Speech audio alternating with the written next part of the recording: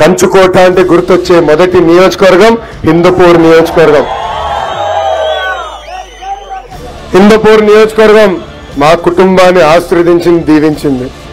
ఆనాడు అన్న ఎన్టీఆర్ గారిని ఎమ్మెల్యేగా గెలిపించి ఆంధ్ర రాష్ట్ర ముఖ్యమంత్రిగా పంపించిన ఘనత ఒక హిందూపురం నియోజకవర్గానికే దక్కుతుంది. మా మావయ్య నందమూరి హరికృష్ణ గారిని కూడా శాసనసభకు పంపించి నియోజకవర్గం హిందూపురం నియోజకవర్గం. ఒక మావయ్య కాదు, రెండో మావయ్య.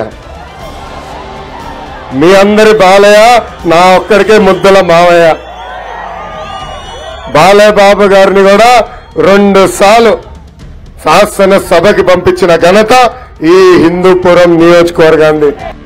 హిందూపురం మా కుటుంబాన్ని ఆశీర్వదించింది, దీవించింది. గతంలో హిందూపురం అంటే వెనుకబడిన నియోజకవర్గం. అలాంటిది తెలుగుదేశం పార్టీ పరిపాలనలో హిందూపురాన్ని పెద్ద ఎత్తున అభివృద్ధి చేశాం, సంక్షేమం కూడా చేశాం. ఆనాడు బాలబాబు గారు శాసనసభ్యుడిగా మన ప్రభుత్వంలో 2,000 కోట్ల రూపాయలు ఖర్చు పెట్టి అనేక అభివృద్ధి కార్యక్రమాలు మన నియోజకవర్గానికి చేశారు. అవన్నీ మీకు ఒకసారి గుర్తు చేయాల్సిన అవసరం ఉంది. గొల్లపల్లి రిజర్వాయర్ నుంచి పైప్ లైన్ వేసి ఏకంగా హిందూపూర్ పట్టణానికి తాగునీరు అందించిన వ్యక్తి